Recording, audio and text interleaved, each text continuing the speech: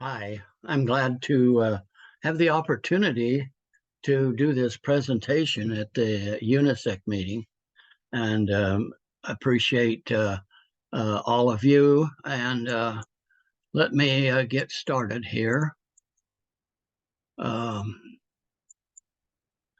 okay, what I wanted to do was to talk about a little bit about CubeSats for education. I'm sure all of you know that the main reason that the CubeSat came about was for education of university students. Uh, they were all very excited about wanting to build something, so let's take a look at it. But note, I put here not anymore, so there's a problem with it. I would like to show you and see if there isn't something that we can do about it. So, a little bit of introduction. I know a lot of you, but I was involved with introduction of the CanSat, the CubeSat, and the Pocket Cube for educational applications in space. A little bit about my career. I started in the academic side in 1982, and from then until 1984, I was at Weber State University in Utah. Started the Center for Aerospace Technology there, and while I was there, with the help of students and mentors, we built and launched two educational spacecraft. I went to Stanford in 1994, was there until 2009. When I was there, I started the Space System Development Laboratory, and that's where I introduced the CanSat and the CubeSat. From 2009 to 2019, I was at Morehead State University, and while I was there, we launched the first CubeSats. So the NewSat was actually launched. NewSat 1 was launched in 1986 with from Weber State University group.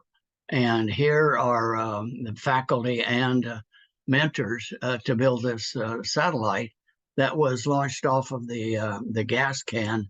And it was made by a group of engineers that actually had never built a spacecraft before. If we'd known, we'd probably not, we would probably turn the project down, but it was really good for the students and the learning prospects of the faculty and mentors. So when I moved to Stanford, after 4 years at Stanford, we needed a new standard for student-built satellites. We built two of these micro satellites, and it took quite a while to get them done, and it's very difficult to find a launch for them. The thing that I found out is the satellite itself was really too big, took too long to build for when specifically it was in a master's degree program. Too much room for new ideas, difficult and expensive to launch. And then looking for a new standard, we wanted to reduce the size and see if we could find another opportunity to launch them. So the goals were small size for limited room, low cost to launch, and see if we could develop a container that we could have multiple satellites in. And it was safely enclosed and protected the primary satellite on a rocket. So the new standard, we eventually come to call it a CubeSat. It started out as a 4-inch Beanie Baby box, and it was only that size because I was looking for something that would match the solar cells that I had. So it was like a jack in the box. We could put 3 units in the launcher. The launcher eventually became called the P-Pod for Poly-Picosat Orbiting Deployer, and that was co-developed alongside with Professor Jordi Bussari at Cal Poly. And we first shared this concept in the JustSat conference in November of 1999. Now, when people first looked at it, they didn't like the idea. They had some interesting comments. They said it's the dumbest idea I've ever heard, too small to do anything useful, and you academic guys aren't smart enough to build these satellites. But we had one group that liked it, and it was the Japanese. When we showed the concept to them, they liked the idea. So a little bit about the CubeSat timeline. First launch was in 2003, and you can see all of the satellites that were launched there on that first launch. It was actually, we went through the University of Toronto and did this on a Russian converted ICBM. We had an additional launch in 2005, and then a launch first from Japan in 2006.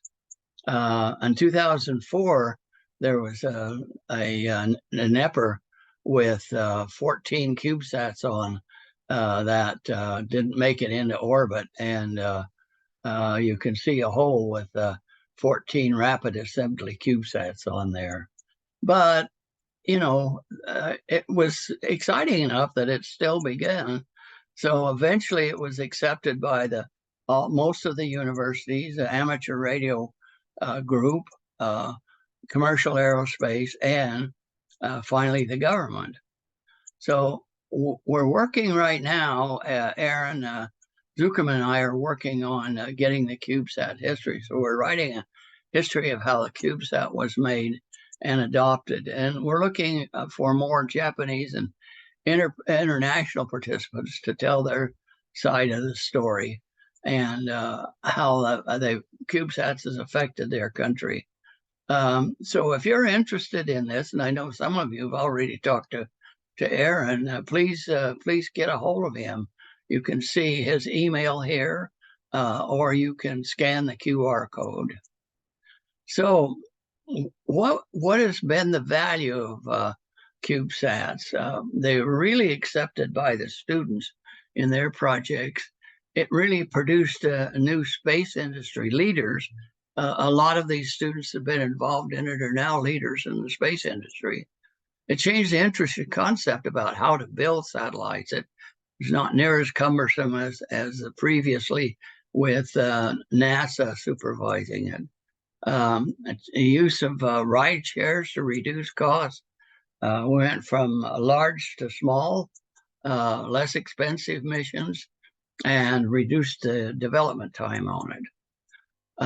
Some bad things about being popular, licensing becomes more difficult once the government gets in there. Cost of launching tripled. Expectations and complexity of the missions increased. It's generally on the students. You have a faculty advisor or mentors, but sometimes they get into the project too much and make it so difficult that they think they're going to win a Nobel Prize from it. Time it took to develop, leave out the initial students because it takes anywhere from 3 to 5 years, and sometimes it never gets launched. Students are not learning management standards. What we needed was, and what we wanted was this sort of thing, the open access to the students. And this is what it became. It became much more complex. The government got a hold of it, and the commercial industry got a hold of it. Costs went way up, and complexity went way up. So, but what about the future? Are CubeSats still meeting the original needs of the students? Are they simple to build, inexpensive to launch, minimum paperwork, less government regulations? Well, if we go way back, we go back to the Sputnik, a very simple satellite, rather large, but a simple satellite, and what it did.